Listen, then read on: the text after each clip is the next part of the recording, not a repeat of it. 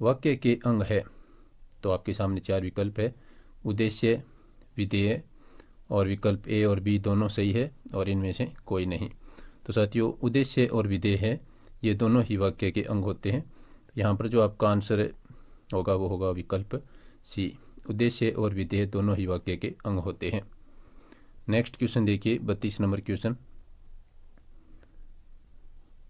जो वाक्य मुख्य उद्देश्य एवं मुख्य विधेय से बना हो वह कहलाता है। तो वह वाक्य क्या कहलाता है? तो 4 ऑप्शन आपके सामने है, संभावनार्थक वाक्य, आश्रित उपवाक्य, संकेतार्थक उपवाक्य और प्रधान उपवाक्य। तो साथियों, इस क्वेश्चन का आंसर होगा प्रधान उपवाक्य वह कहलाएगा। इसमें डी ऑप्शन आपका आंसर रहेगा। नेक्स्ट देखिए, टोपी उछालना मुहावरे का अर्थ है अपमानित करना, छिपकर षड्यंत्र रचना, रक्षा करना और ध्यान रखना। तो साथियों, इस क्वेश्चन का जो आंसर होगा वो होगा टोपी उछालना का अर्थ होगा अपमानित करना। ऑप्शन ए आपका यहाँ पर आंसर रहेगा।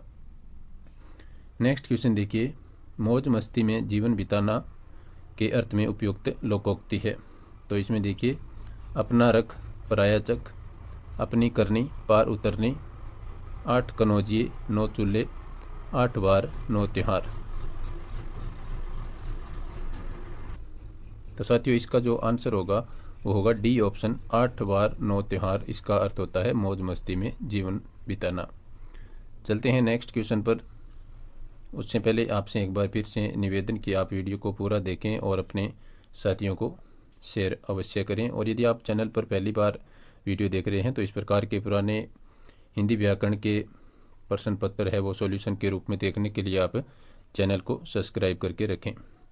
नेक्स्ट क्वेश्चन देखिए साथियों, विद्यार्थियों को पुस्तक के माध्यम से भाषा की मूल ध्वनियों एवं लिपि का ज्ञान कराकर उन्हें पढ़ने के लिए कौशल में दक्ष किया जाता है। तो इस विधि को क्या कहा जाता है? तो साथियों, इस विधि को क्या कहा जाएगा? तो ऑप्शन देखिए अपने, भाषा प्रयोगशाला विधि, भाषा संसर्ग विधि, पाठ्य पुस्तक विधि और खेल विधि। तो साथियों, इस विधि को कहा जाएगा आपका पाठ्य पुस्तक विधि। ऑप्शन सी यहाँ पर आपका आंसर होगा।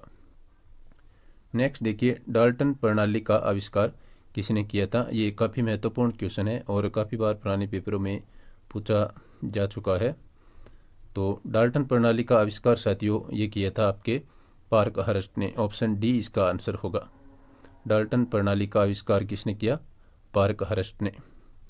नेक्स्ट देखिए, ब्लूम उपागम के अनुसार शिक्षा की त्रिपदी प्रक्रिया में सम्मिलित पद है। तो कौन से पद है वो इसमें शामिल है? तो देखिए, सामान्यीकरण, व्यवहारिक प्रयोग, प्रस्तुतिकरण और व्यवहार परिवर्तन। तो साथियों, इस क्वेश्चन का जो आंसर होगा वो होगा ऑप्शन डी, व्यवहार परिवर्तन है वो इसमें ब्लूम उपागम के अनुसार शिक्षा की जो त्रिपदी प्रक्रिया है उसमें ये डी ऑप्शन वाला व्यवहार परिवर्तन पद है वो शामिल है। चलिए नेक्स्ट क्वेश्चन, 38 नंबर क्वेश्चन, सुंदर अनुलेख की आवश्यक शर्त है वो क्या है? तो इसमें आपको बताना है कि जो सुंदर लेख होता है उसके लिए आवश्यक शर्त है वो क्या होती है। अनुलेख लिखते वक्त शिक्षक विद्यार्थी की सहायता न करे। ऑप्शन बी है, अनुलेख से स्वर बोलकर लिखवाया जाए। अनुलेख में अक्षरों की बनावट वैसी ही होनी चाहिए जैसी कि आदर्श लेख में हो। और डी है, उपयुक्त सभी विकल्प सही है। तो साथियों, यहाँ पर जो आपका आंसर होगा वो होगा ऑप्शन सी, अनुलेख में अक्षरों की बनावट वैसी ही होनी चाहिए जैसे कि आदर्श लेख में हो। तो ये इसकी आवश्यक शर्त है। चलते हैं नेक्स्ट क्वेश्चन पर। भाषा शिक्षण का दृश्य श्रव्य साधन है। तो इसमें आपको बताना है कि भाषा शिक्षण का दृश्य और श्रव्य साधन कौन सा है। चित्र विस्तारक यंत्र, ग्रामोफोन, चार्ट और नाटकीकरण। तो साथियों, इस क्वेश्चन का आंसर होगा भाषा शिक्षण का जो दृश्य और श्रव्य साधन है वो होता है आपका नाटकीकरण, जिसके अंतर्गत हम देख भी सकते हैं और सुन भी सकते हैं। चित्र विस्तारक यंत्र के अंतर्गत हम केवल चित्र देख सकते हैं और चार्ट में हम केवल जो लिखा हुआ तथ्य है उसको देख सकते हैं और ग्रामोफोन में केवल सुन सकते हैं। तो इसमें नाटकीकरण है उसमें अपने दृश्य और श्रव्य दोनों साधनों के रूप में इसको मानते हैं भाषा शिक्षण के अंतर्गत। नेक्स्ट क्वेश्चन देखिए, इनमें से पाठ्य पुस्तक के आंतरिक रूप में सम्मिलित तत्व नहीं है वो आपको बताना है। तो साथियों, इस क्वेश्चन का आंसर होगा ऑप्शन सी, जिल्द है वो पाठ्य पुस्तक के आंतरिक रूप के जो आंतरिक तत्व होते हैं उसमें शामिल नहीं होता, क्योंकि जिल्द है ये पाठ्य पुस्तक का बाहरी तत्व होता है। बाकी भाषा, विषय सामग्री और शैली है, ये तीनों ही पुस्तक के आंतरिक तत्व के रूप में शामिल है। नेक्स्ट देखिए, निम्नलिखित में से भाषा पुस्तकालय का लाभ कौन सा है? तो ऑप्शन है कक्षा शिक्षण में पूर्ति, स्वाध्याय के लिए अवसर, विकल्प ए और बी दोनों सही है और इनमें से कोई नहीं। तो साथियों यहाँ पर आपका जो आंसर होगा वो होगा विकल्प ए और बी दोनों सही है। भाषा पुस्तकालय के लाभ के रूप में कक्षा शिक्षण में पूर्ति और स्वाध्याय के लिए अवसर, ये दोनों सही है। तो इसके लिए आपको सी विकल्प है वो इसका आंसर माना जाएगा। नेक्स्ट क्वेश्चन देखिए साथियों, 42 नंबर क्वेश्चन, इनमें से मौखिक परीक्षाओं का गुण है। तो इसमें साथियों जो मौखिक परीक्षाओं का जो गुण है, तो इसमें जो विकल्प है वो आपके सामने है। तो इसमें सी विकल्प आपका आंसर होगा। इन परीक्षाओं से विद्यार्थी के 3 भाषाई कौशलों, जो कि कौन कौन से होते हैं, सुनना, पढ़ना और बोलना, एक साथ है वो मापन किया जा सकता है मौखिक परीक्षा के तहत। तो इसमें सी ऑप्शन आपका आंसर होगा। नेक्स्ट देखिए, निम्नलिखित में से उपलब्धि परीक्षण के निर्माण हेतु सम्मिलित पदों में से कौन सा पद है वो नहीं है? तो उपलब्धि परीक्षण के निर्माण हेतु जो पद शामिल होते हैं उनमें से एक पद यहाँ पर जो 4 दिए गए हैं उनमें से नहीं है। तो वो कौन सा है? परीक्षण योजना बनाना, परीक्षण के प्रारंभिक रूप की रचना करना, और परीक्षण का पुनरीक्षण करना, और परीक्षण का अनुप्रयोग। तो साथियों यहाँ पर जो ऑप्शन डी है वो इसमें शामिल नहीं है, परीक्षण का अनुप्रयोग। तो यहाँ पर डी ऑप्शन आपका आंसर होगा। बाकी तीनों पद इसमें शामिल होते हैं। नेक्स्ट क्वेश्चन देखिए साथियों, सतत एवं व्यापक मूल्यांकन प्रणाली का दोष क्या है? तो साथियों यहाँ पर जो इस क्वेश्चन का आपका आंसर होगा, तो देखिए इसमें पहला ऑप्शन है अल्प समयांतर में होने वाली परीक्षा से विद्यार्थी पूरे वर्ष अध्ययनशील रहते हैं, ये इसका दोष नहीं है। शिक्षक विद्यार्थी को आवश्यक निर्देशन एवं परामर्श निरंतर देते रहते हैं, ये भी इसका दोष नहीं है। विद्यार्थी को अपनी कमियों का निरंतर ज्ञान होता रहता है या ज्ञान निरंतर होता रहता है, तो ये भी इसका दोष नहीं है। तो बच गया जो ऑप्शन है वो डी आपका यहाँ पर इसमें आंसर होगा कि विद्यार्थी पर वर्ष भर परीक्षा का भय बना रहता है, जिससे उसका स्वाभाविक विकास प्रभावित होता है। तो ये सतत एवं व्यापक प्रणाली का दोष माना जाता है। तो डी ऑप्शन आपका यहाँ पर सही आंसर होगा। नेक्स्ट जो साथियों आपका जो क्वेश्चन रहने वाला है इस पद्यांश से रहेगा, 45 से लेकर के 54 तक आपको इस पद्यांश से आंसर देने हैं। तो इसमें आपको पहले इस पद्यांश को अच्छे से पढ़ना है, उसके बाद में आपको इसमें आंसर देने हैं। तो अपने इस पद्यांश को न पढ़ करके इसके जो आंसर है वो आपको मैं सीधे बता देता हूँ। आप वीडियो को रोक करके इस पद्यांश को पढ़ सकते हैं। तो देखिए साथियों 45 नंबर क्वेश्चन इसमें देखिए, ट्रेजेडी शब्द उत्पत्ति के आधार पर है, तो कौन सा है? तो साथियों जो ट्रेजेडी शब्द है ये उत्पत्ति के आधार पर कौन सा शब्द है? तद्भव है, तत्सम है, विदेशी है या देशज है? तो साथियों ट्रेजेडी है ये अंग्रेजी भाषा का शब्द है, तो ये विदेशी शब्द हो जाएगा, न कि ये तत्सम है, न तद्भव है, न देशज है। तो ट्रेजेडी अंग्रेजी का शब्द है, तो विदेशी भाषा का शब्द हो जाएगा। सुधाकर का पर्यायवाची शब्द है रसाल, प्रभा, शशांक और मल्य। तो साथियों सुधाकर का पर्यायवाची शब्द होगा शशांक। ये सुधाकर आपका होता है चंद्रमा के लिए, तो शशांक इसका पर्यायवाची शब्द हो जाएगा। नेक्स्ट देखिए, जिसकी संवेदना के रूप में अनुभूति हुई हो वाक्यांश के लिए उपयुक्त शब्द क्या होगा? तो संवेदना के रूप में अनुभूति हुई हो, तो इसके लिए जो वाक्यांश के लिए एक शब्द आपके सामने 4 ऑप्शन है, प्रसूत, व्यंजनाएं, संवेदित और संवेग। तो मैं आपको बता दूं कि साथियों इस क्वेश्चन में कोई प्रॉपर आंसर नहीं होने के चलते इस क्वेश्चन में सभी अभ्यर्थियों को है वो बोनस दिया गया था। तो इस क्वेश्चन का कोई एक प्रॉपर आंसर नहीं है, इसमें सभी को बोनस मिला था। चलते हैं नेक्स्ट क्वेश्चन पर। आवश्यक शब्द का विलोम शब्द बनाने के लिए कौन सा उपसर्ग प्रयुक्त होगा? ए, अन, अना या फिर अन में हलंत वाला न। तो साथियों इस क्वेश्चन का आंसर होगा अनावश्यक जो शब्द बनेगा, आवश्यक का विलोम शब्द होता है अनावश्यक, तो उसमें अन उपसर्ग अपने जोड़ेंगे तो आपका शब्द बन जाएगा अनावश्यक। अन उपसर्ग जोड़ देंगे आवश्यक के साथ में तो शब्द बनेगा अनावश्यक, तो आपका आंसर होगा डी ऑप्शन वाला अन।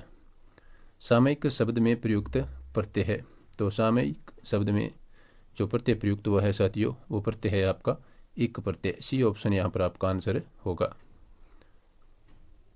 नेक्स्ट शब्द देखिए साथियों 50 नंबर क्वेश्चन पर अपने पहुँच चुके हैं। निहितार्थ शब्द में संधि है, तो निहितार्थ शब्द में कौन सी संधि है? तो साथियों यहाँ पर जो ऑप्शन है यण संधि, दीर्घ संधि, गुण संधि और वृद्धि संधि। तो इसमें साथियों जो संधि होगी वो होगी दीर्घ संधि। तो इसका संधि विच्छेद करेंगे तो निहित धन अर्थ होगा। तो इसमें निहित में जो आखिरी तय है और उसके आगे जो अपने अर्थ शब्द लेंगे तो इसमें तय में ए और इधर ए तो ये आ हो जाएगा, तो आपका शब्द बन जाएगा निहितार्थ। तो इसमें दीर्घ संधि होगी, तो बी ऑप्शन आपका सही आंसर होगा। नेक्स्ट देखिए निम्नलिखित शब्दों में अवयव नहीं है, तो किस शब्द में अवयव शब्द है वो नहीं दिया गया है किस ऑप्शन में? तो साथियों यहाँ पर जो देखिए अधिक, जब, पूर्व और रचना, तो इसमें जो जब है ये अवयव नहीं है, बाकी तीनों इसमें अवयव है, पूर्व, अधिक और रचना। इसमें सॉरी साथियों इसमें जो आपका आंसर होगा, तो मैं थोड़ा सा आपको इसको सही कर देता हूँ। 51 नंबर क्वेश्चन में जो आपका अवयव शब्द नहीं है वो होगा रचना, बाकी तीनों इसमें अवयव शब्द हैं। गलती के लिए क्षमा करें। अधिक, जब और पूर्व ये तीनों अवयव हैं, जबकि रचना है वो अवयव शब्द नहीं है। अवयव शब्द कौन से होते हैं? जिनमें किसी प्रकार का विकार उत्पन्न नहीं हो, तो लिंग वचन के आधार पर वो शब्द क्या कहलाते हैं? अवयव शब्द कहलाते हैं। तो इसमें रचना में तो विकार उत्पन्न हो जाता है, तो इसमें यदि अपने बहुवचन बनाएं तो रचनाएं हो जाती है, तो ये अवयव शब्द नहीं है। बाकी तीनों अवयव शब्द हैं, इनमें किसी प्रकार का विकार उत्पन्न नहीं होता, किसी प्रकार का व्यय इनमें नहीं होता। तो डी ऑप्शन आपका यहाँ पर आंसर होगा। नेक्स्ट देखिए अनुसार शब्द में कौन सा समास है? तो साथियों अनुसार जो शब्द है इसमें अव्ययीभाव समास होता है, तो ए ऑप्शन आपका यहाँ पर आंसर होगा। नेक्स्ट देखिए साथियों 53 नंबर क्वेश्चन, वह शब्द में सर्वनाम है, तो कौन सा समास है साथियों इसमें? वह शब्द में सर्वनाम आपको बताना है कौन सा है। वह शब्द में सर्वनाम आपको बताना है, तो निश्चयवाचक सर्वनाम, संबंधवाचक सर्वनाम, निजवाचक सर्वनाम और अनिश्चयवाचक सर्वनाम। तो साथियों इसमें आपका 53 नंबर क्वेश्चन है, इसमें बोनस दिया गया था, तो इसमें कोई भी प्रॉपर आंसर है वो नहीं था। इसके बाद में साथियों अपने चलते हैं नेक्स्ट क्वेश्चन पर, लोभ शब्द में कौन सी संज्ञा है? तो साथियों इसमें व्यक्तिवाचक संज्ञा है, जातिवाचक संज्ञा है, वस्तुवाचक संज्ञा है या भाववाचक संज्ञा है? तो साथियों इसमें जो आपका आंसर होगा वो होगा लोभ शब्द में भाववाचक संज्ञा होती है, तो डी ऑप्शन आपका आंसर रहेगा। नेक्स्ट क्वेश्चन पर अपने चलते हैं साथियों। इसी प्रकार से एक और आपके सामने ये पैराग्राफ दिया गया है, तो इसको पढ़ करके आपको बाकी 5 क्वेश्चन के आंसर देने हैं। तो इसमें अपने सीधे आंसर करते हैं, आप वीडियो को रोक करके इस पद्यांश को पढ़ सकते हैं। तो देखिए साथियों इसमें नेक्स्ट जो अपना क्वेश्चन है उसका आंसर आपको मैं बता देता हूँ। जातियाँ शब्द का एक वचन होगा, तो काफ़ी आसान क्वेश्चन है। जाति, जातीय, जातियाँ और जाति। तो साथियों जो जाति शब्द है वो अपने किस प्रकार से लिखते हैं वही आपका शुद्ध आंसर होगा। जैसे जाति यहाँ पर 2 लिखे हुए हैं, एक ये है और एक ये है, तो यहाँ पर जाति शब्द के लिए जो सही शुद्ध शब्द यहाँ पर होगा वो होगा ये ऑप्शन डी वाला आपका आंसर हो जाएगा। ये जाति के लिए लिखा जाता है और ये जाति होता है जानने से संबंधित, जानने से संबंधित स्त्रीलिंग शब्द ये जाति होता है। जबकि यहाँ पर जातियाँ जो कास्ट से संबंधित होते हैं अपने समाज में, तो उसमें ये जाति अपने लिखा जाता है। तो इसमें जातियाँ का जो एक वचन होगा वो होगा ऑप्शन डी वाला जाति। हिमायती शब्द का अर्थ क्या होता है? बर्फीला, पक्षपाती, पक्षद्रोही और आयातित। तो साथियों इस क्वेश्चन में आपका आंसर होगा हिमायती, पक्षपाती से संबंधित इसका अर्थ लिया जाता है। नेक्स्ट क्वेश्चन देखिए, इनका असर भी पड़ रहा है, इस वाक्य में कौन सा काल है? तो साथियों इस क्वेश्चन में भी मैं आपको बता दूं कि संभाव्य वर्तमान, आज्ञार्थक वर्तमान और पूर्ण वर्तमान और सामान्य वर्तमान। तो साथियों इस क्वेश्चन को भी बोनस के रूप में माना गया है, इसका कोई प्रॉपर आंसर यहाँ पर नहीं दिया गया है। तो इसका भी असर पड़ रहा है, इसमें कौन सा काल है? तो ये इसका कोई प्रॉपर आंसर नहीं होने के चलते इस क्वेश्चन में सभी को बोनस है वो दिया गया था। चलते हैं नेक्स्ट क्वेश्चन पर। नेक्स्ट 58 नंबर क्वेश्चन आपके सामने है, विधा शब्द है, तो विधा किस प्रकार शब्द है? उभयलिंग है, पुल्लिंग है, नपुंसकलिंग है और स्त्रीलिंग है। तो किस प्रकार का शब्द है? तो साथियों विदा है वो एक स्त्रीलिंग शब्द है। ये अपने साहित्य में जो विदाएँ होती हैं उसके लिए यहाँ पर बात की गई है। तो विदा एक स्त्रीलिंग शब्द है। व्यक्ति शब्द का बहुवचन रूप क्या होगा? तो व्यक्तिक, व्यक्तित्व, व्यक्तियों और व्यक्तिक। तो साथियों इस क्वेश्चन का जो आंसर होगा वो होगा व्यक्तियों। ये व्यक्ति के लिए बहुवचन के रूप में प्रयुक्त होगा, व्यक्तियों। तो ऑप्शन सी आपका यहाँ पर आंसर रहेगा। नेक्स्ट देखिए साथियों, राजस्थानी के भाषा शब्द का मानक हिंदी रूप कौन सा है? यानी भाषा शब्द है उसके जो शुद्ध रूप है उसका वो आपको बताना है। तो भाषा के लिए साथियों आपको पता है कि यहाँ पर जो ऑप्शन बी में भाषा लिखा है ये इसका भाषा का शुद्ध रूप है। भाषा इस प्रकार से लिखा जाता है। तो यहाँ पर आपका बी आंसर हो कि पैराग्राफ को आप वीडियो को रोक करके आसानी से पढ़ सकते हैं। तो देखिए पहला क्वेश्चन है, रेखांकित अपेक्षा शब्द का अर्थ है। तो इसमें 4 ऑप्शन दिए गए हैं, अनादर, आकांक्षा, अस्वीकृत और अवहेलना। तो अपेक्षा का अर्थ होता है साथियों एक तरह से अनादर करना, अवहेलना करना, या किसी को अनदेखा कर देना, या फिर अस्वीकृत कर देना। तो यहाँ पर एक से अधिक ऑप्शन इसके आंसर थे। तो यहाँ पर अनादर भी लिखा है, अस्वीकृत भी लिखा है, अवहेलना भी लिखा है। तो इसके चलते ये जो 31 नंबर क्वेश्चन था साथियों इसमें बोनस दिया गया था। कोई भी इसका है वो प्रॉपर आंसर है वो नहीं है। तो इस क्वेश्चन में बोनस दिया गया था। अब इसके बाद में 32 नंबर क्वेश्चन देखिए, निम्नलिखित में से भूतकाल का सही उदाहरण है। तो ऑप्शन देखिए, पूरे के पूरे पेज को भेजना आसान हो गया है, अंग्रेजी अखबार तो अब तैयार कहीं और होते हैं, पहले यह सुविधा उपलब्ध नहीं थी। और चौथा ऑप्शन है, अंग्रेजी अखबार हिंदू द्वारा पहली बार इस तकनीक का इस्तेमाल किया जाएगा। तो यहाँ पर आपको भूतकाल से संबंधित जो सही उदाहरण है वो बताना है। तो मैं आपको यहाँ पर बता दूं कि साथियों इसमें 2 ऑप्शन है वो इसके आंसर माने गए थे। तो कौन कौन से 2 ऑप्शन आंसर माने गए थे? तो एक तो इसमें आंसर माना गया था ए ऑप्शन को कि ये भी भूतकाल का उदाहरण है, जो कि थोड़ा सा विवादित भी है। और इसके बाद में जो दूसरा ऑप्शन इसका आंसर माना गया था, पहले यह सुविधा उपलब्ध नहीं थी। तो ये इसका भूतकाल का उदाहरण है। तो इस क्वेश्चन के 2 आंसर माने गए थे। जिन अभ्यर्थियों ने ए किया था उनके भी नंबर जुड़े थे, और जिन अभ्यर्थियों ने सी उत्तर दिया था उनके भी नंबर जुड़े थे। बाकी इन दोनों के है वो उत्तर नहीं माने गए थे। तो ये एक ऐसा क्वेश्चन था जिसके 2 आंसर थे, ए और सी। चलते हैं नेक्स्ट क्वेश्चन पर। और मैं आपको बता चुका हूँ कि इस शिफ्ट में हिंदी विषय के कुल 6 प्रश्नों में बोनस है वो दिया गया था। तो 34 नंबर क्वेश्चन देखिए साथियों,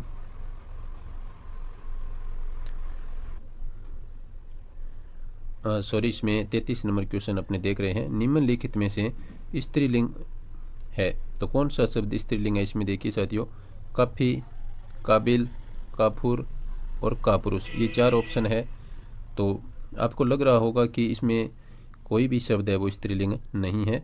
तो इसी के चलते साथियों इस क्वेश्चन में भी सभी को बोनस अंक है वो दिया गया था। तो 33 नंबर क्वेश्चन में कोई प्रॉपर आंसर नहीं था, इसमें बोनस अंक है वो सभी को मिला था। 34 नंबर क्वेश्चन देखिए साथियों, इस तकनीक का इस्तेमाल किया में रेखांकित का बहुवचन बदलने पर होगा। तो आपको इस तकनीक शब्द का बहुवचन शब्द है वो बनाना है। तो 4 ऑप्शन आपके सामने है, इन तकनीक, इस तकनीक, इन तकनीकों और हम तकनीक। तो साथियों इसमें आपके सामने आंसर है वो अलग ही दिखाई दे रहा है। इस तकनीक का बहुवचन होगा इन तकनीकों। तो सी ऑप्शन इसका सही आंसर है वो होगा। 35 नंबर क्वेश्चन देखिए साथियों, निम्नलिखित में से शब्द का हिंदी मानक रूप है। तो खास, संभव, तैयार, पेज। तो इसमें भी कोई प्रॉपर आंसर है वो नहीं था। तो इस क्वेश्चन में भी आपको मैं बता दूं कि इसमें भी बोनस अंक है वो दिया गया था। तो ये बोनस अंक से संबंधित अब तक 4 क्वेश्चन आ चुके हैं हिंदी विषय में। ये शिफ्ट 3 का पेपर है, रीट पात्रता परीक्षा 2022 के अपने पेपर सॉल्यूशन कर रहे हैं। चलते हैं नेक्स्ट क्वेश्चन पर। तो साथियों 36 नंबर क्वेश्चन पर अपने पहुंच चुके हैं।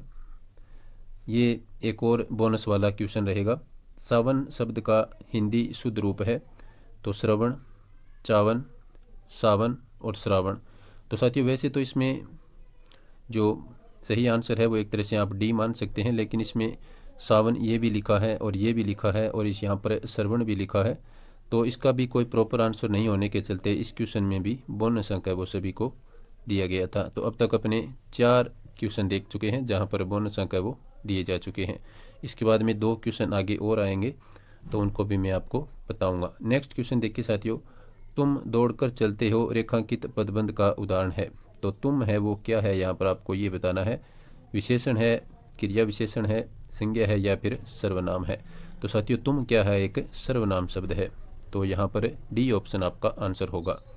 नेक्स्ट देखिए, ठीक न्याय करना अर्थ प्रकट करने वाला मुहावरा है।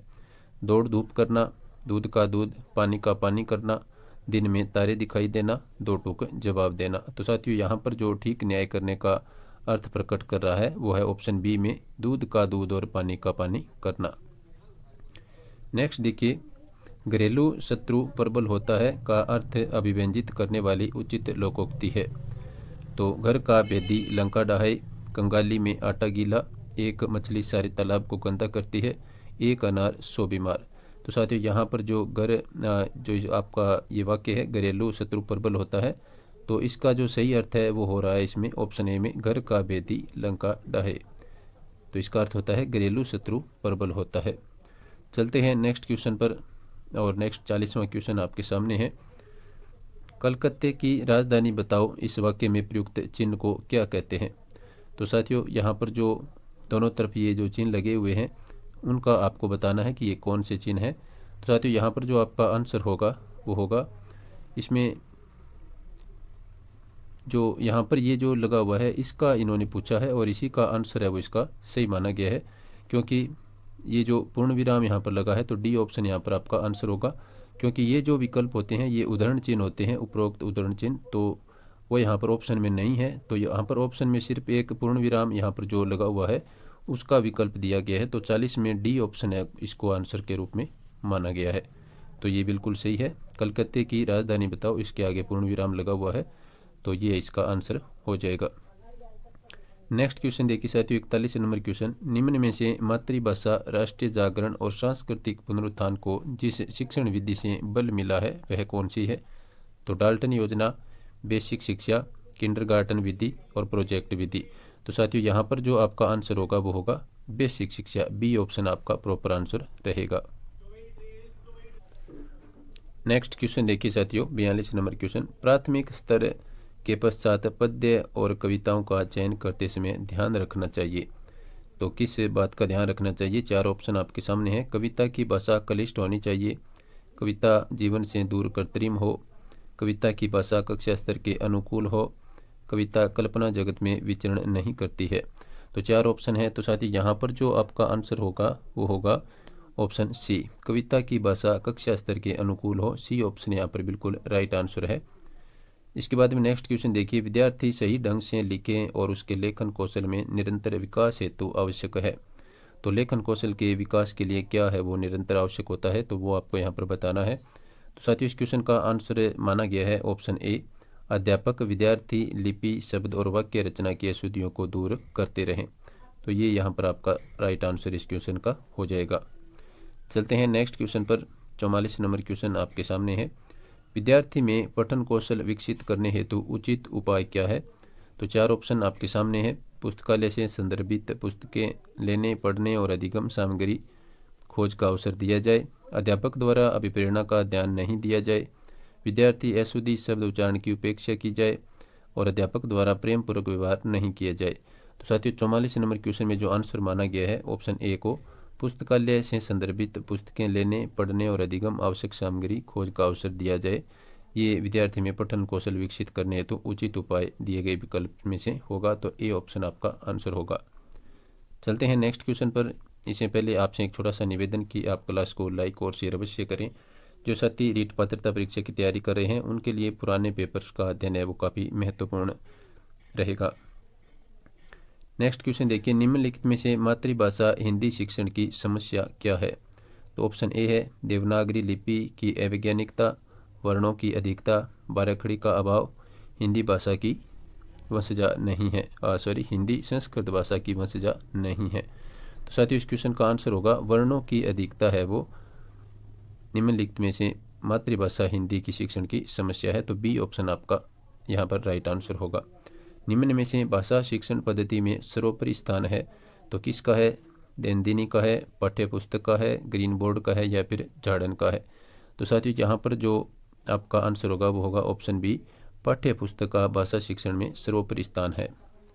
नेक्स्ट देखिए, निम्नलिखित में से एक विशेष प्रकार का भाषा शिक्षण साधन है जिसका वर्तमान में विद्यालय शिक्षण में सर्वाधिक प्रयोग करने हेतु बल दिया जा रहा है। तो 47 नंबर क्वेश्चन में साथियों जो आपका आंसर होगा वो होगा ओवरहेड प्रोजेक्टर। सी ऑप्शन यहाँ पर आपका आंसर माना गया है। चलते हैं नेक्स्ट क्वेश्चन पर। 48 नंबर क्वेश्चन आपके सामने है। भाषा शिक्षण के द्वारा विद्यार्थियों के भाषाई ज्ञान एवं कौशल एवं उनकी रुचियों अभिवृत्तियों में कितना विकास हुआ है, इसकी अपेक्षित जानकारी प्राप्त करने हेतु कौन से 2 कार्य करने होते हैं? तो साथियों इस क्वेश्चन का आंसर होगा ऑप्शन डी, मापन और मापन द्वारा प्राप्त मापों की व्याख्या। डी ऑप्शन आपका सही आंसर है। नेक्स्ट देखिए, भाषा शिक्षण के क्षेत्र में मापन के सर्वाधिक प्रयोग में ली जाने वाली विधि का नाम क्या है? तो साथियों इस विधि का नाम है परीक्षा विधि। ये सर्वाधिक अपने जो भाषा शिक्षण के क्षेत्र में प्रयोग की जाती है। चलते हैं नेक्स्ट क्वेश्चन पर। 50 नंबर क्वेश्चन आपके सामने है। यदि विद्यार्थी कुसमायोजन से बचे रहे हों, पढ़ने की ओर उनकी रुचि वृद्धि हो रही हो, उनके व्यवहार में यथा परिवर्तन हो रहा हो, तो निम्नलिखित शिक्षण कारगर समझना चाहिए। तो साथियों इस क्वेश्चन का आंसर होगा उपचारात्मक शिक्षण। बी ऑप्शन आपका आंसर रहेगा। नेक्स्ट फिर से एक पैराग्राफ है, इसके आधार पर आपको 51 से लेकर के 60 नंबर क्वेश्चन तक आपको आंसर देने हैं। तो यहाँ पर जो पैराग्राफ दिया गया है उसको आप पढ़ लें वीडियो को रोक करके, उसके बाद अपने यहाँ पर क्वेश्चन कर रहे हैं सीधा। तो देखिए साथियों इसमें 51 नंबर क्वेश्चन में क्या है? रेखांकित दैनंदिनी शब्द रूप है। तो दैनंदिनी क्या है? अवयव है, सर्वनाम है, पुल्लिंग है या फिर विशेषण है? तो साथियों इस क्वेश्चन का आंसर होगा दैनंदिनी। तो इसका आंसर होगा विशेषण। दैनंदिनी क्या है? एक विशेषण है। अनुकूल का विलोम क्या होता है? तो इसमें आपको बताना है। तो साथियों 52 नंबर क्वेश्चन में जो आपका आंसर होगा अनुकूल का विलोम होता है प्रतिकूल। चिंतन शब्द का सही संधि विच्छेद आपको यहाँ पर बताना है। तो साथियों इस क्वेश्चन में भी मैं आपको बता दूं कि बोनस है वो दिया गया था, क्योंकि इसमें कोई एक प्रॉपर आंसर नहीं था। तो चिम धन तन भी इसमें हो सकता है, चित्त धन तन भी हो सकता है। तो इसके चलते इसको क्वेश्चन को बोनस के रूप में सभी को नंबर दिए गए थे। नेक्स्ट क्वेश्चन देखिए साथियों, यहाँ पर अभिव्यक्ति समासिक पद में समास निहित है। तो साथियों अभिव्यक्ति शब्द में है वो अभी बहु समास होता है, क्योंकि इसमें अभी उपसर्ग है वो पहले जुड़ा हुआ है। अभी क्या है? एक उपसर्ग है, और जिस समास में उपसर्ग पहले जुड़ा हुआ होता है वहाँ पर अव्ययीभाव समास है वो माना जाता है। नेक्स्ट देखिए, निम्नलिखित में से तत्सम शब्द कौन सा है? दिमाग, मगर, अनायास और मुँह। तो साथियों 55 नंबर क्वेश्चन में जो तत्सम शब्द है वो है अनायास। सी ऑप्शन आपका आंसर होगा। नेक्स्ट है बीमार शब्द के सही पर्यायवाची कौन कौन से हैं? मनोदशा, रुग्ण और उपशमन, अस्वस्थ, रुग्ण और व्याधिग्रस्त। तो बी ऑप्शन आपका यहाँ पर आंसर होगा। इसमें तीनों ही शब्द है वो बीमार शब्द के पर्यायवाची है। बाकी यहाँ पर इसमें आदिग्रस्त नहीं है और इसमें रोष युक्त नहीं है। तो बी ऑप्शन आपका यहाँ पर आंसर होगा। नेक्स्ट देखिए 57 नंबर क्वेश्चन, निम्न में से वर्तनी की दृष्टि से शुद्ध शब्द कौन सा है? तो इसमें देखिए साथियों कनिष्ठ ये अशुद्ध है, ये कनिष्ठ होता है, और गरिष्ठ इसमें भी ठ आएगा, ट नहीं आएगा। स्पष्ट ये आपका आंसर है, और वरिष्ठ में ट नहीं आता, इसमें भी ठ आता है। तो यहाँ पर शुद्ध शब्द है स्पष्ट। बाकी तीनों में ठ आएगा ट की जगह, तो ये अशुद्ध है। अपने विचारों को प्रकट करने के लिए जिस माध्यम का सहारा लेते हैं उसे क्या कहते हैं? तो साथियों 58 नंबर क्वेश्चन में जो आपका आंसर होगा, अपने विचारों को प्रकट करने के लिए हम भाषा माध्यम का प्रयोग है वो करते हैं। तो सी ऑप्शन आपका आंसर होगा। नेक्स्ट है निम्नलिखित में से एकार्थी शब्द नहीं है। तो इसमें आपको बताना है कि कौन सा नहीं है। तो मैं आपको बता दूं कि ये छठा क्वेश्चन आ चुका है अपने, जिसमें बोनस है वो दिया गया था। तो इसमें कोई प्रॉपर आंसर नहीं था। तो ये इस हिंदी विषय में छठा क्वेश्चन जिसमें बोनस मिला था। चलते हैं नेक्स्ट 60 नंबर क्वेश्चन पर।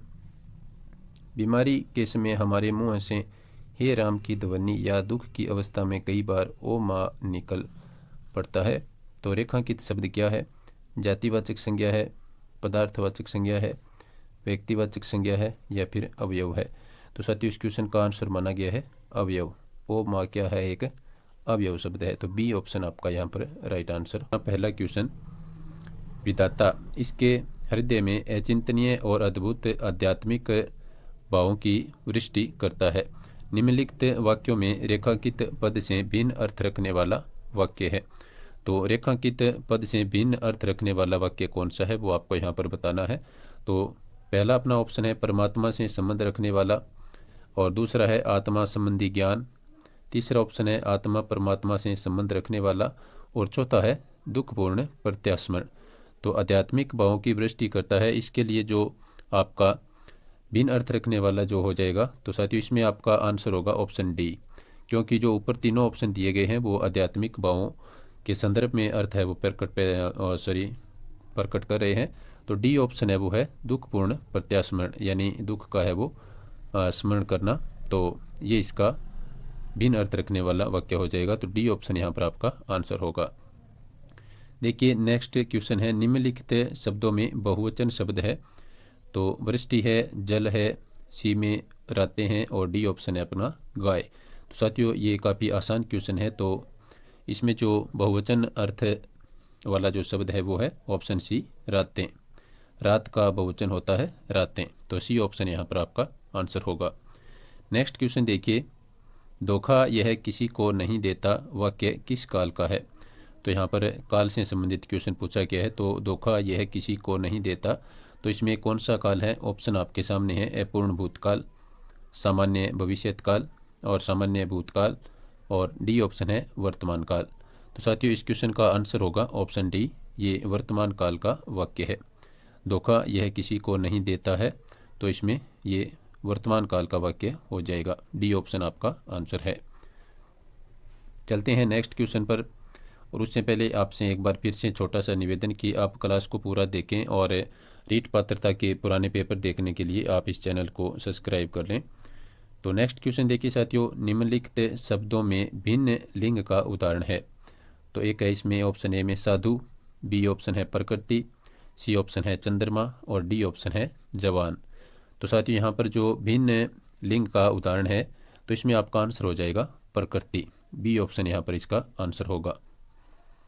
नेक्स्ट देखिए साथियों 35 नंबर क्वेश्चन, साय और प्रातः, दिन और रात विधाता इसके हृदय में अचिंतनीय और अद्भुत आध्यात्मिक भावों की वृष्टि करता है।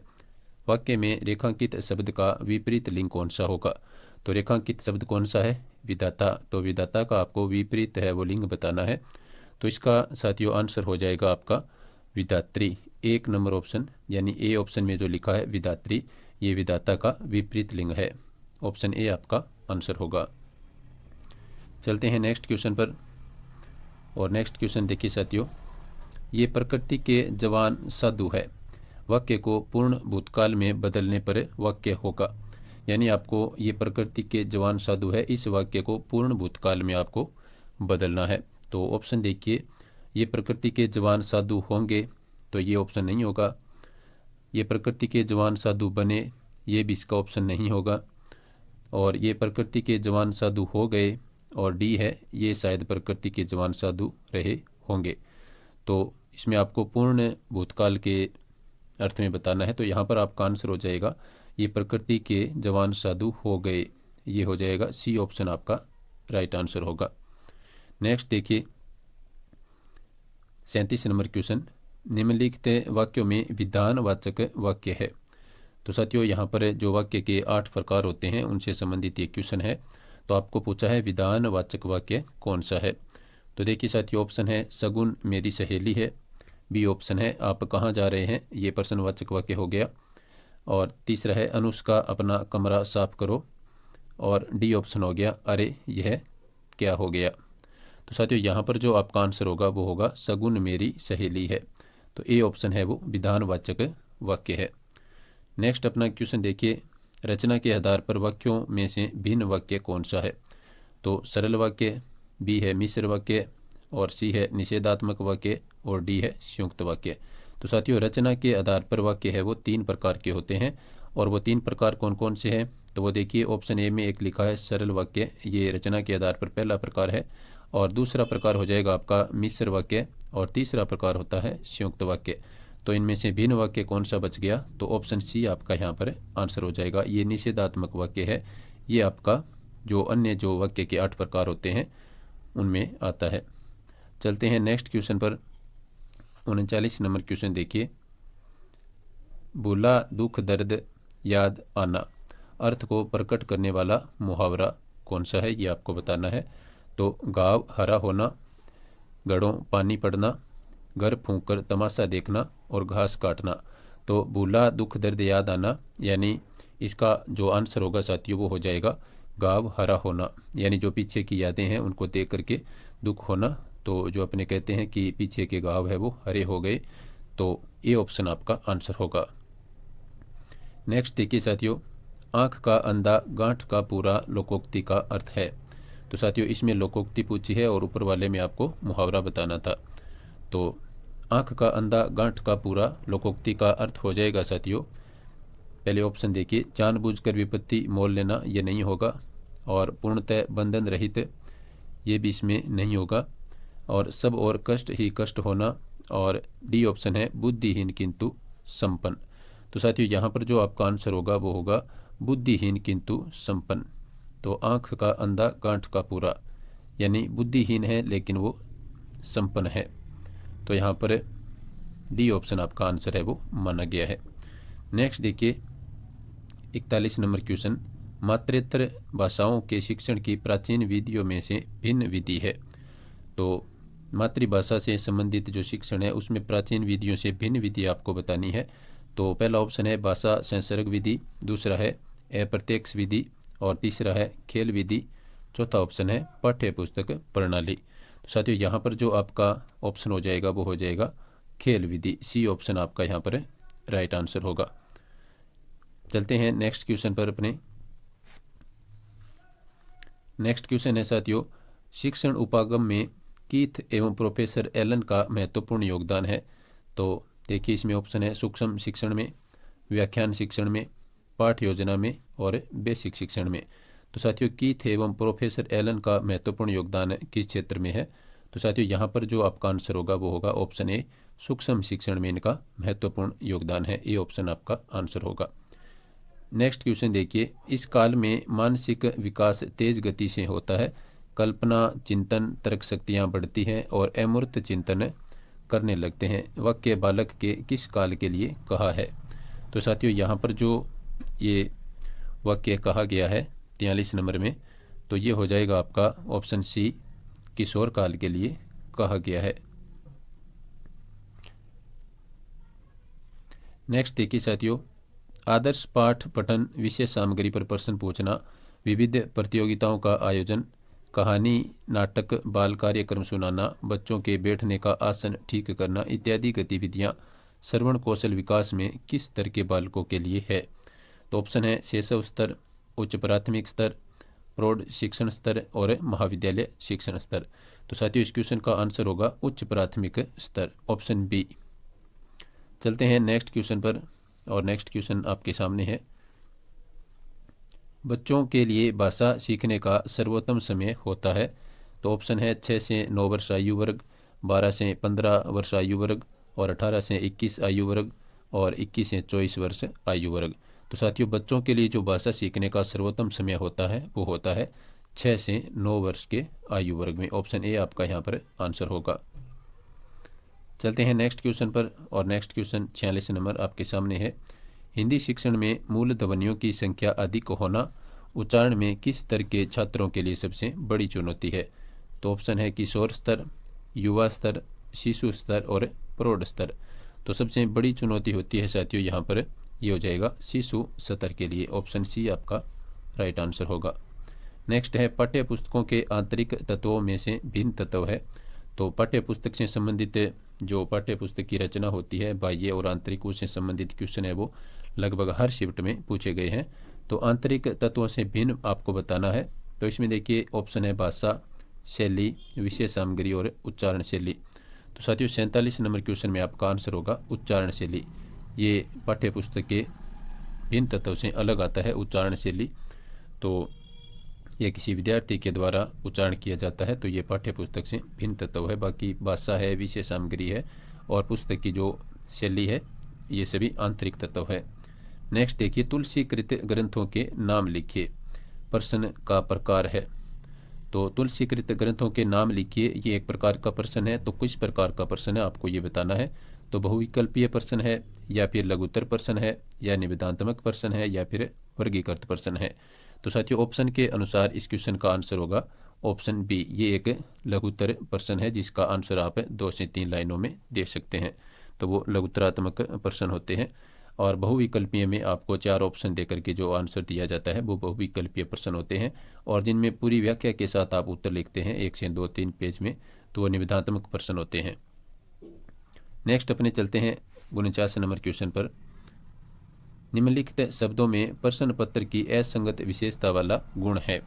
विश्वसनीयता, वैधता, अतिव्यापकता और व्यवहारिकता। तो साथियों 49 नंबर क्वेश्चन में आपका आंसर होगा अतिव्यापकता। ये क्या है? प्रश्न पत्र की जो असंगत विशेषता वाला शब्द है। बाकी जो तीनों शब्द है वो प्रश्न पत्र की संगतता के बारे में पुष्टि करते हैं। नेक्स्ट क्वेश्चन देखिए, सतत एवं व्यापक मूल्यांकन प्रणाली उपयुक्त है, परंतु यह लाभकर तभी हो सकती है जब आप क्या करेंगे। तो ऑप्शन देखिए, मूल्यांकन पश्चात रहित हो, आंतरिक मूल्यांकन व वार्षिक परीक्षा के प्राप्तांक अलग अलग दर्शाएं, शिक्षकों, छात्रों, अभिभावकों की समय समय पर चर्चाएं हो, छात्रों पर वर्ष भर परीक्षा का तनाव बने जिससे पढ़ते रहें, और शिक्षक व छात्र दोनों परीक्षाओं में व्यस्त रहे जिससे अच्छे अंक प्राप्त हो। तो साथियों इस क्वेश्चन का आंसर होगा मूल्यांकन पक्षपात रहित होना चाहिए, और आंतरिक मूल्यांकन व वार्षिक परीक्षा के प्राप्तांक अलग अलग दर्शाए जाए, ये इसके लिए उपयुक्त उत्तर होगा। चलते हैं अपने नेक्स्ट क्वेश्चन पर, और यहाँ पर एक बार फिर से आपसे गद्यांश पूछा गया था, तो इस गद्यांश के अपने सीधे क्वेश्चन करते हैं। इस गद्यांश को आप वीडियो को रोक करके पढ़ सकते हैं। तो 51 नंबर क्वेश्चन देखिए साथियों, इस गद्यांश से संबंधित है। घोर शब्द का पर्याय आपको बताना है, यानी घोर शब्द का पर्यायवाची कौन सा होगा? कठिन, निश्चित, सहज और दुर्बोध।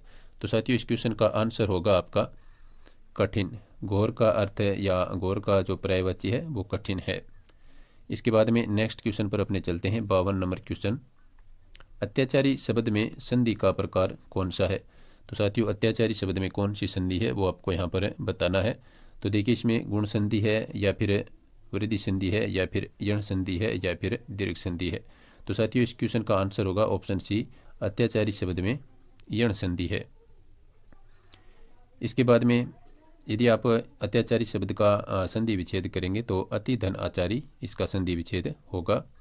नेक्स्ट देखिए, कालाग्नि शब्द में समास है। तो कालाग्नि शब्द में द्विगु समास है, या फिर द्वंद्व समास है, या फिर तत्पुरुष समास है, या फिर कर्मधारय समास है। तो साथियों 53 नंबर क्वेश्चन में जो कालाग्नि शब्द है इसमें कर्मधारय समास है वो आपका माना गया है। तो ऑप्शन डी आपका यहाँ पर राइट आंसर होगा। नेक्स्ट क्वेश्चन देखिए, निम्नलिखित शब्दों में भाववाचक संज्ञा शब्द है। तो भाववाचक संज्ञा शब्द कौन सा है? उसके, तेज, पवित्रता और सीमा। तो साथियों इस क्वेश्चन का आंसर मैं आपको बता दूं कि इसमें बोनस है वो दिया गया था। तो यहाँ पर भाववाचक संज्ञा का कोई निश्चित आंसर नहीं है, इसके चलते इसमें जो है बोनस दिया गया था। तो वैसे इसमें पवित्रता में भी भाववाचक संज्ञा है, और एक तरह से मान सकते हैं कि जो तेज है ये भी अपने हाव भाव से संबंधित होता है, तो इसमें भी भाववाचक संज्ञा है वो मानी जा सकती हैं। तो इसके लिए इस क्वेश्चन में आपको बोनस है वो दिया गया था। चलते हैं नेक्स्ट क्वेश्चन पर। 55 नंबर क्वेश्चन, निम्नलिखित शब्दों में अवयव शब्द है। तो अवयव शब्द कौन सा है? और मैं आपको पहले बता दूं कि अवयव शब्द वे होते हैं जिसमें किसी भी प्रकार से लिंग, वचन और क्रिया के अनुसार है वो परिवर्तन नहीं होता। ये अपने आप है वो किसी भी दृष्टि में अपरिवर्तित रहते हैं, यानी अव्यय शब्द का अर्थ होता है अव्यय, यानी जिसमें किसी भी प्रकार का व्यय नहीं होता है वो अवयव शब्द कहलाते हैं। तो यहाँ पर कुछ मनुष्य, सात्विक और छाया जो शब्द दिए गए हैं, तो इसमें साथियों अवयव शब्द का उदाहरण है कुछ। तो इसमें ए ऑप्शन आपका आंसर होगा। नेक्स्ट देखिए, बहुत दूर तक और बहुत काल से पीड़ा पहुंचाते चले आते हुए किसी घोर अत्याचारी का बना रहना ही लोक की क्षमा सीमा है। वाक्य में रेखांकित शब्द में विशेषण का प्रकार है।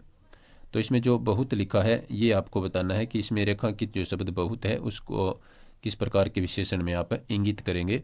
तो साथियों इस क्वेश्चन का आंसर होगा बहुत होता है एक अनिश्चित परिमाणवाचक विशेषण। तो यहाँ पर आपका सी ऑप्शन राइट आंसर होगा। तो बहुत क्या है? एक अनिश्चित परिमाणवाचक विशेषण है, यानी बहुत में अपने किसी भी चीज़ को निश्चित नहीं कर सकते, तो ये अनिश्चित परिमाणवाचक हो गया। चलते हैं नेक्स्ट क्वेश्चन पर। 57 नंबर क्वेश्चन देखिए, स्थिरता शब्द में प्रत्यय का प्रकार है, तो कौन सा प्रत्यय है? कर्मवाचक कृत प्रत्यय है, कर्णवाचक कृत प्रत्यय है, भाववाचक तद्धित प्रत्यय है, या फिर क्रियावाचक कृत प्रत्यय है। तो साथियों ये एक शानदार क्वेश्चन था, तो इसमें आपका जो आंसर होगा, शिथिलता क्या है? एक भाववाचक तद्धित प्रत्यय है। शिथिलता क्या है? एक भाववाचक तद्धित प्रत्यय है। तो आपका सी ऑप्शन है वो राइट आंसर होगा। नेक्स्ट देखिए, वह भाव जिसमें सत्वगुण प्रबल हो, वाक्य के लिए एक शब्द कौन सा होगा? तो ये वाक्यांश के लिए एक शब्द से संबंधित आपका क्वेश्चन है। वह भाव जिसमें सत्वगुण प्रबल हो, तो वो भाव होता है साथियों आपका सात्विक भाव। सत्व से बन गया सात्विक, और इसमें सत्वधन इक प्रत्यय लग गया, तो इसमें पहला शब्द है वो दीर्घ हो जाता है, तो सत्वधन इक सात्विक हो गया। नेक्स्ट क्वेश्चन पर अपने चलते हैं साथियों। उससे पहले एक बार फिर से मेरा छोटा सा निवेदन कि आप इस वीडियो को लाइक और शेयर अवश्य करें, और जो साथी पहली बार चैनल पर विजिट कर रहे हैं वो चैनल को सब्सक्राइब करके रखें। नेक्स्ट देखिए साथियों, कोप शब्द का विलोम शब्द कौन सा होगा? तो साथियों आपको कोप शब्द का विलोम बताना है, तो इसमें आपका साथियों आंसर होगा रोष, कुपित, कोपेन और कोपन और कृपा। तो कोप का जो विलोम शब्द होगा साथियों वो होगा ऑप्शन डी, कृपा। कृपा है वो क्या हो जाएगा? कोप का विलोम होगा। और मैं आपको एक सूचना यहाँ पर देना चाहूँगा कि अपने हिंदी व्याकरण के पुराने पेपरों में जो क्वेश्चन आए हुए हैं उनका पेपर के अनुसार इस चैनल पर आपको सॉल्यूशन मिलता रहेगा, तो आप चैनल से लगातार जुड़े रहें हिंदी व्याकरण के पुराने पेपर देखने के लिए। नेक्स्ट देखिए साथियों, उद उपसर्ग वाला शब्द कौन सा है? तो उद उपसर्ग वाला शब्द देखिए साथियों इसमें कौन सा है? एक उत्साह दिया है, एक उपहार दिया है, एक आदेश दिया है, एक दुर्गुण दिया है। तो उद उपसर्ग वाला जो शब्द है साथियों वो आपका हो जाएगा उत्साह है। उद धन साह, इसका अपने संधि विच्छेद करेंगे तो उनको जोड़ने पर जो बनता है वो उत्साह बनता है। इसमें दे का क्या हो जाएगा? फिर तय हो जाएगा। जैसे इस प्रकार से इसका है वो टुकड़ा अपने करेंगे, उद धन साह, तो इसको जब अपने जोड़ेंगे तो दे का क्या हो जाता है? तय हो जाता है, और शब्द बन जाता है उत्साह। तो साथियों किंडरगार्टन शिक्षण विधि के संबंध में क्या है वो सत्य कथन है, वो आपको बताना है। तो किंडरगार्टन विधि एक मनोवैज्ञानिक प्रणाली है और यह उच्च माध्यमिक स्तर के विद्यार्थियों के लिए अधिक उपयोगी है। कुक महोदय ने इस विधि को निश्चित रूप प्रदान किया। और चौथा ऑप्शन है, भाषा व्याकरण एवं साहित्य की शिक्षा इस विधि से नहीं दी जा सकती। तो इसमें पूछा गया है कि किंडरगार्टन जो शिक्षण विधि है उसमें आपको सत्य कथन बताना है। तो यहाँ पर आप गौर करें, आपको सत्य कथन बताना है, तो यानी इसके जो 3 कथन है वो गलत है और एक सही है। तो यहाँ पर साथियों जो आपका सही कथन होगा वो होगा ऑप्शन डी में। तो देखिए ऑप्शन डी में क्या लिखा है कि भाषा के व्याकरण एवं साहित्य की शिक्षा इस विधि से नहीं दी जा सकती। ये असत्य, ये इसमें सत्य कथन है। बाकी तीनों ऊपर वाले जो है ये असत्य कथन है। तो आपको इसमें सत्य कथन पूछा है, तो इसमें डी ऑप्शन है वो सत्य कथन है। इसके द्वारा भाषा में व्याकरण और साहित्य की शिक्षा देना है वो सही नहीं है, इससे सही शिक्षा नहीं दी जा सकती। तो डी ऑप्शन यहाँ पर आपका आंसर रहेगा। चलते हैं नेक्स्ट क्वेश्चन पर। नेक्स्ट जो 32 नंबर क्वेश्चन है वो आपके सामने है। तो देखिए साथियों इसमें पूछा है आपको, बेसिक शिक्षा प्रणाली में भाषा की शिक्षा निम्नलिखित में से किस माध्यम से दी जा सकती है? तो बेसिक शिक्षा प्रणाली में जो भाषा के लिए जो माध्यम पूछा है इसके लिए 4 ऑप्शन आपके सामने है।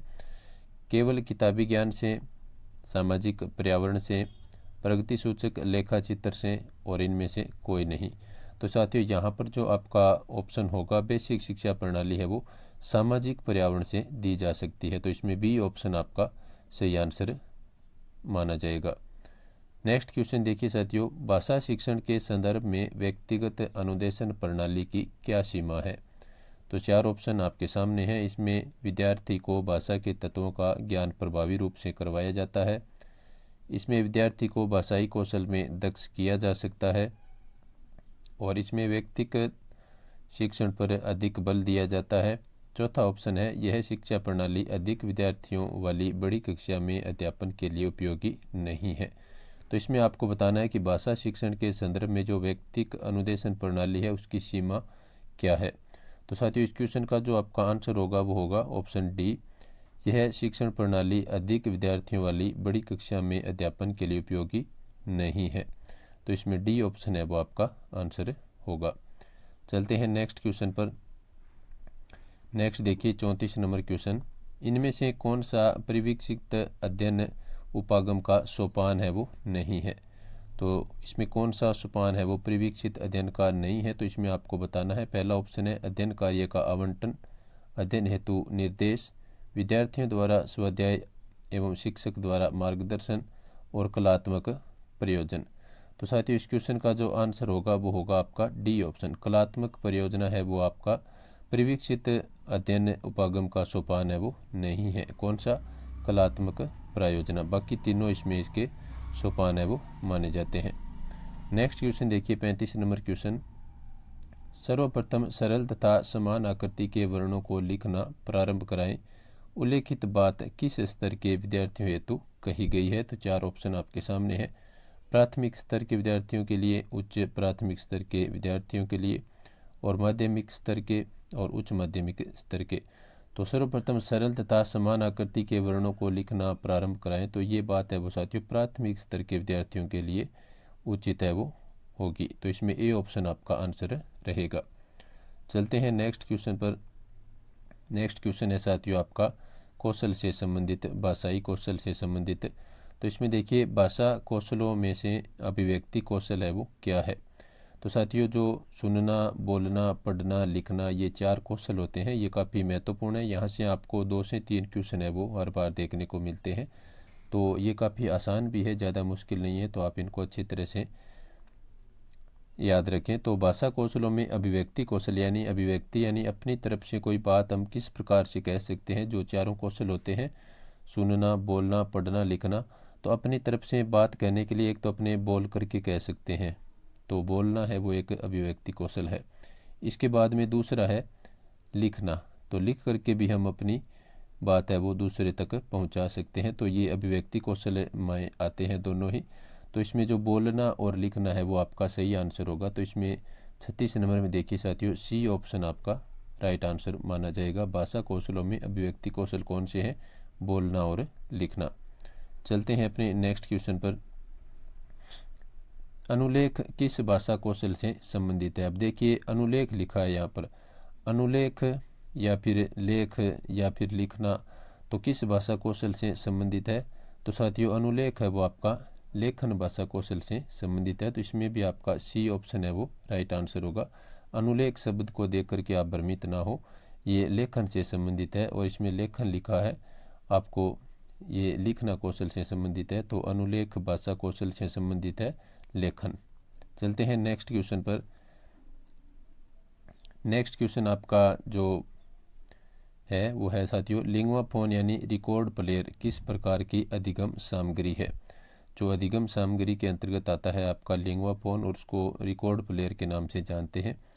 तो इसमें देखिए साथियों जो लिंगुआ फोन है वो किस प्रकार की अधिगम सामग्री है।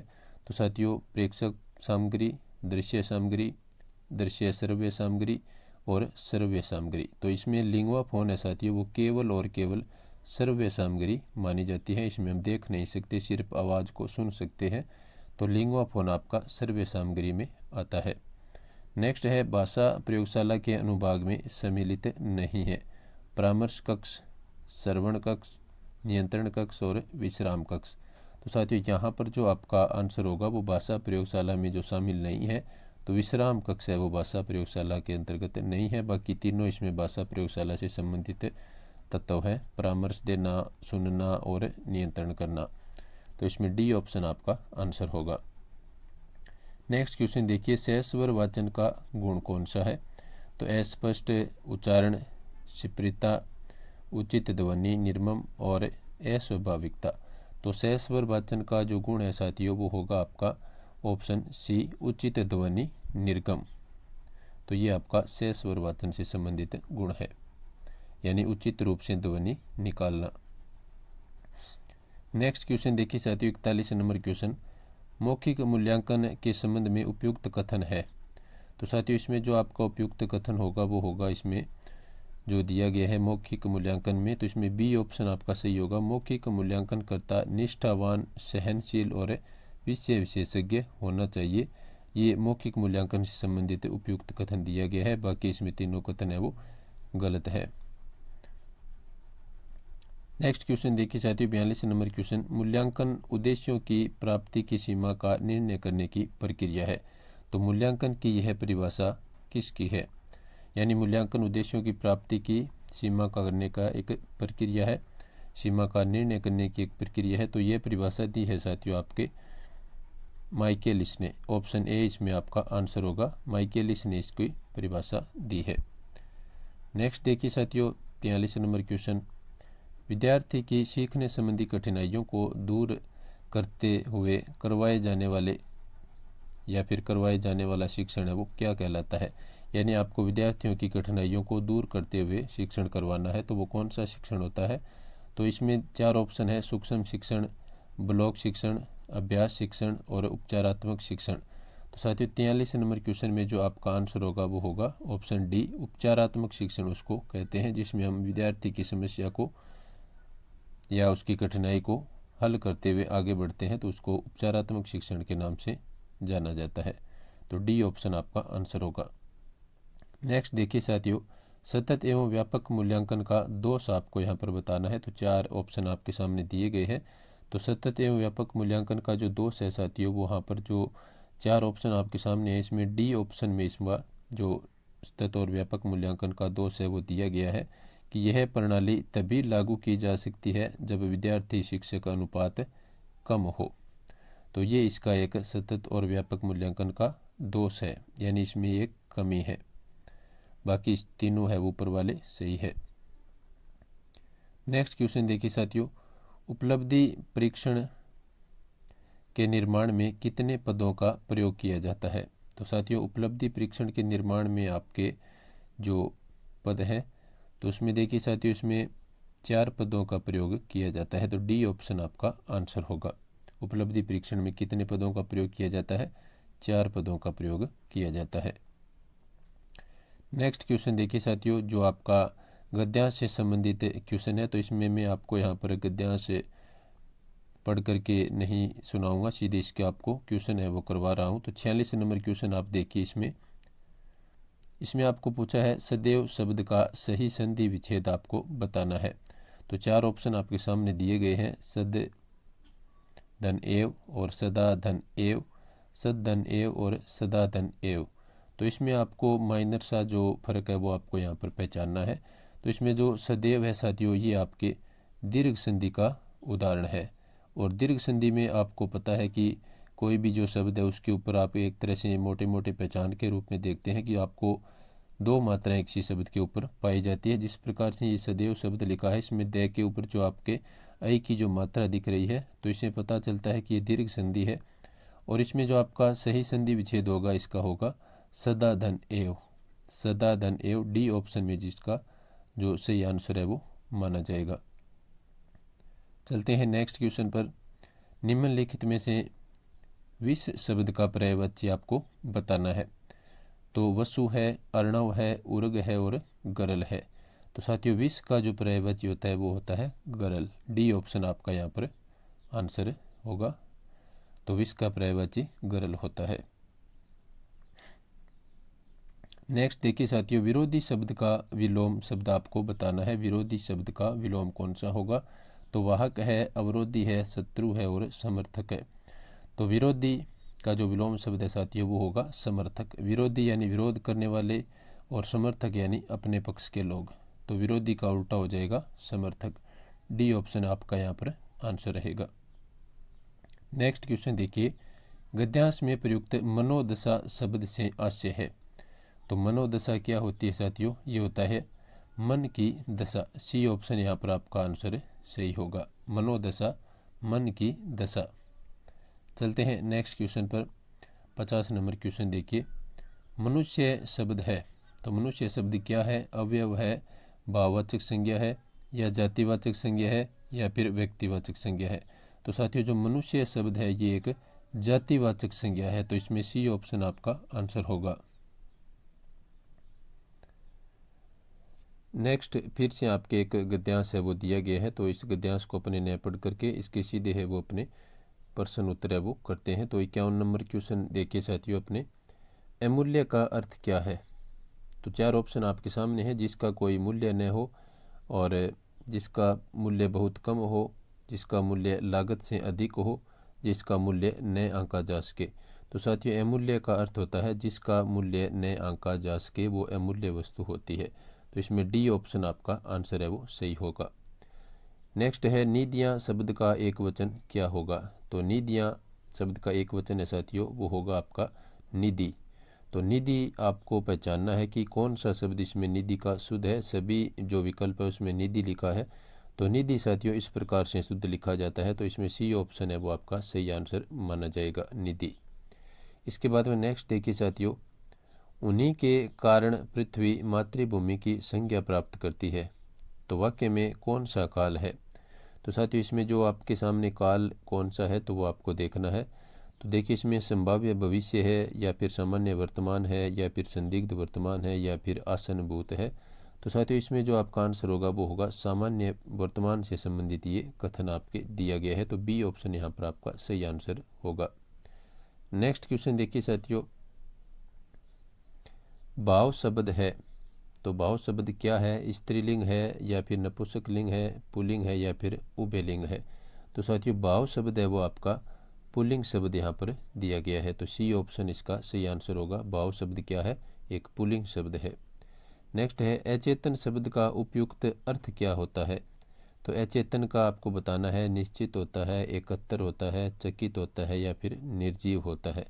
तो साथियों 55 नंबर में जो आपका आंसर होगा वो होगा इसमें अचेतन का अर्थ होता है निर्जीव। डी ऑप्शन आपका सही आंसर रहेगा। नेक्स्ट है वाक्य के कितने अंग माने गए हैं। 4, 1, 2 और 3।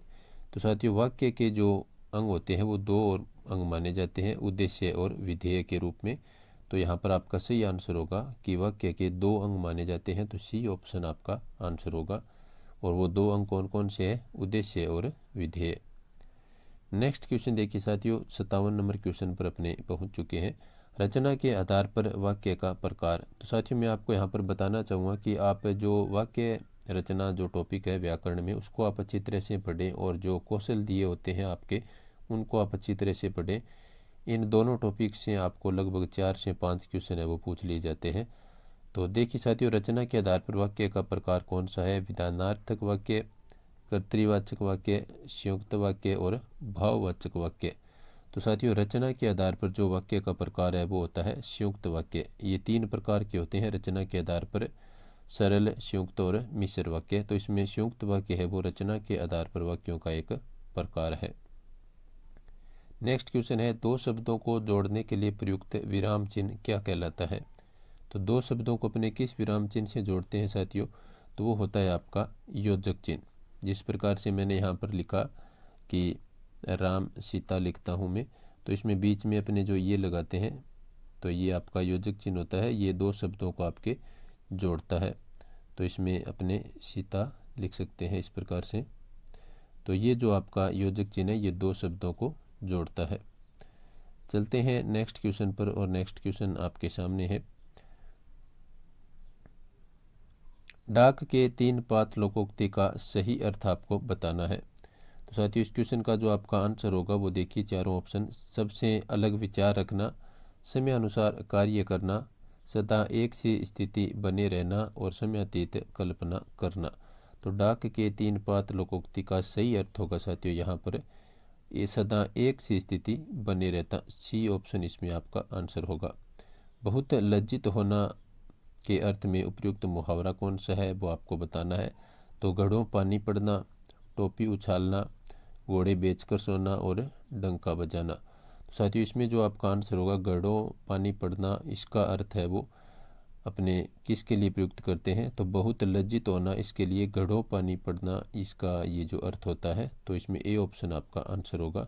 बहुत लज्जित होना यानी घड़ों पानी पड़ना ये मुहावरा है, और इसमें बहुत लज्जित होना है वो इसका अर्थ होता है।